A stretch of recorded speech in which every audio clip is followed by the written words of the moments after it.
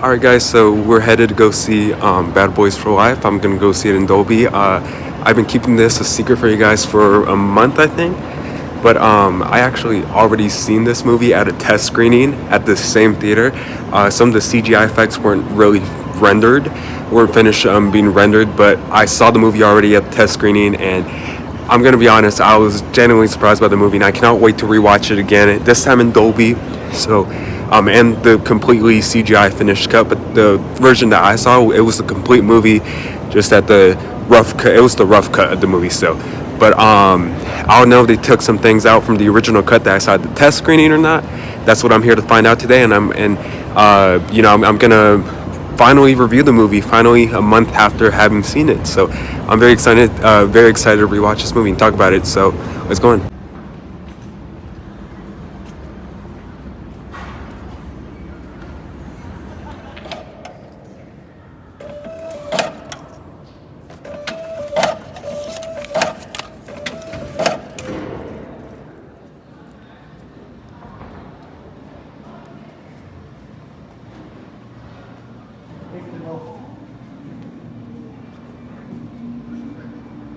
What are you doing?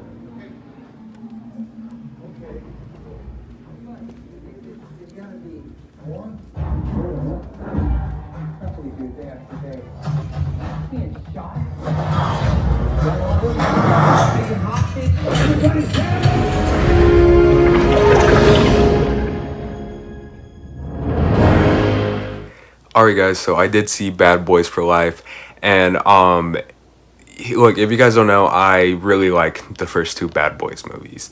I've been excited for the idea of Bad Boys 3 ever since I first watched these movies for the first time. And then I saw the trailer for this movie, and the trailer looked alright. Like, it didn't really hook me on that much. So I was kind of looking forward to the movie because, again, I've been down for a Bad Boys 3 ever since I first watched those original movies. But it's just, I don't know, there was like a part of me that wasn't really all that excited for this movie. And then I got invited to a test screening. They didn't tell us what movie it was till we sat down. Of course, if you don't know what test screenings are, they're basically they basically show an audience a unfinished slash rough cut of the movie. Some of the visuals might not be done, but in this case, 99% of the visuals were done.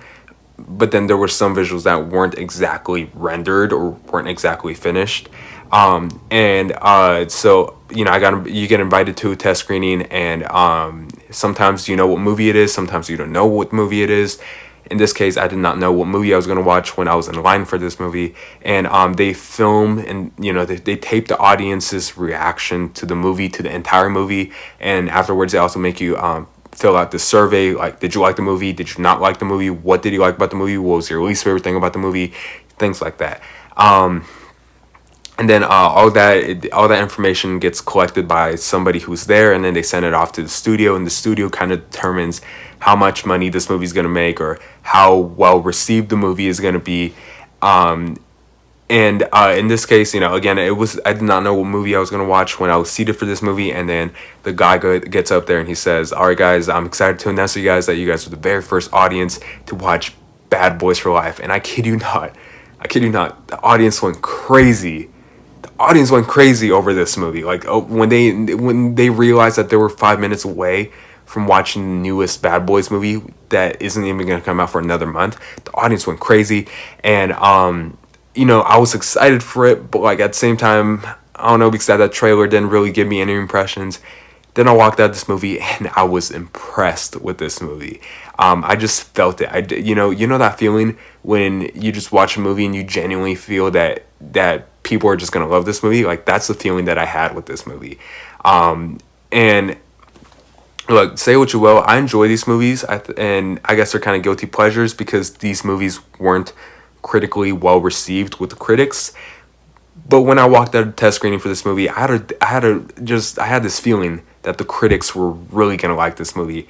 And now here we are, and the movie is the first well received Bad Boys movie by the critics. So the critics really like this movie. The audience loves this movie. And this, out of all the Bad Boys movies, or out of all three Bad Boys movies, this one is going to be the one that stands out the most because it's the one that has the best writing, the best story, the best direction, definitely the best character development, best villain, best action scenes, best almost everything. And it's, this movie is not directed by Michael Bay. The first two are, and this one's directed by a brother duo. I can't remember their names, but I think Michael Bay should be a little worried that the fact that other directors kind of did a better job when it came to storytelling than he did with his own franchise that he created by himself. So yeah, big props to them. And let's just talk about this movie. I've been itching to talk about this movie for a month. Like I've been holding my silence, and now I finally get to talk about it. So I'm going to talk about it a lot. Let's talk about Bad Boys for Life.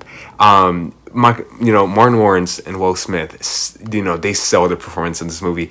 It feels genuine. Like you actually still feel that they've been friends for life. And there are franchises that are revived after decades, but it just doesn't have that feeling. Like it just doesn't feel genuine anymore. It just feels like they're doing it for money. And in this case, it kind of feels like this movie has been a passion project for Martin Lawrence and Will Smith because their performances here are genuine. It kind of feels like they've been wanting to it just feels like they've been wanting to reprise these roles for the longest time. It feels like they're actually having fun, and it feels like they actually want to be there.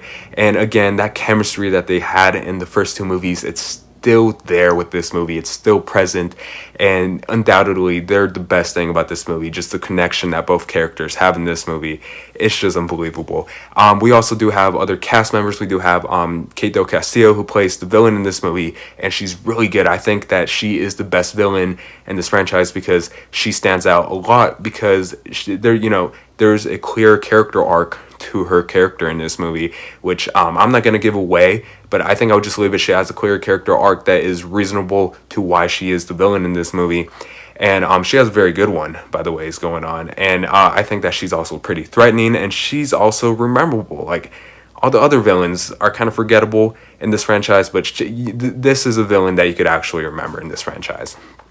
And some of the other cast members, who most of them are part of this team called Ammo, which help both Martin Lawrence and Will Smith solve this case out. And one of them is Vanessa Hudgens. That's the only one that I actually know.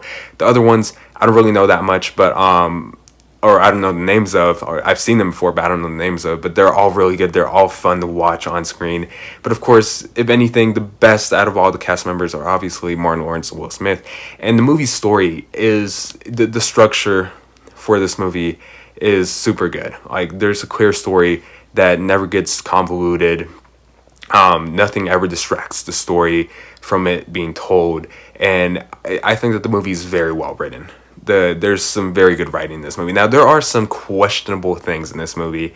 There are as the movie goes on, there are some things that you're just kind of nitpicking. Like, okay, if this is happening, then why would this be happening? Or there's a decision made at the end of the movie that was reasonable, but it was so are we just gonna forget that this person has been doing all these terrible things for the past hour in this movie? And I don't know, there's some things, without spoiling the movie, there are some questionable things in this movie.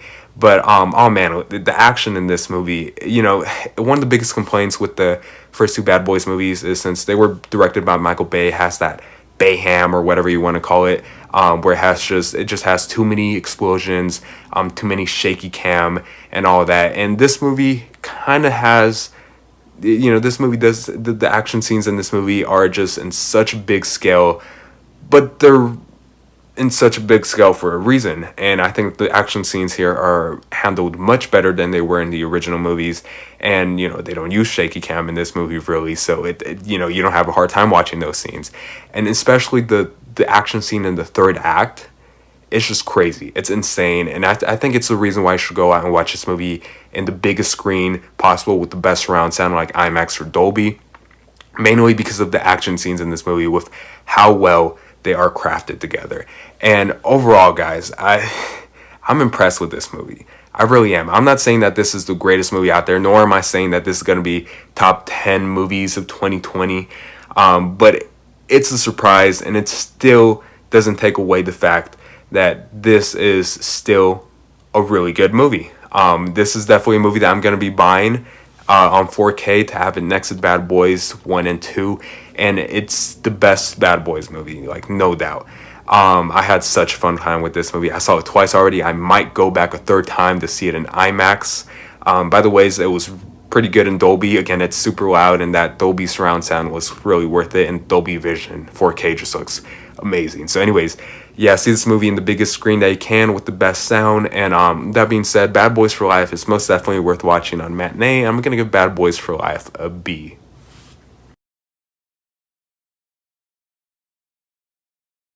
I'm shocked that this movie was released in January. Like January, as you guys have been seeing with my previous reviews of January 2020 movies like The Grudge and like Boss, and of course there's gonna be more trash that I still have to cover from January. But I don't know why this movie was released in January, because this movie is actually genuinely good. This movie should have been released over the summer, to be honest with you.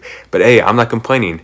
It's one of those rare good January movies, and Sony has already announced that they are already going ahead and they're already in development with Bad Boys 4, and they're getting the same writer that they got for this movie. So Bad Boys 4 is going to be one of my most anticipated movies of whatever year that movie comes out. I'm sure that it's going to be ready within 2 or 3 years. I'm sure they want to pump out another Bad Boys movie and make some more money off it as soon as possible, because this movie's such a hit. It's so successful right now. Like it's making a lot of money right now.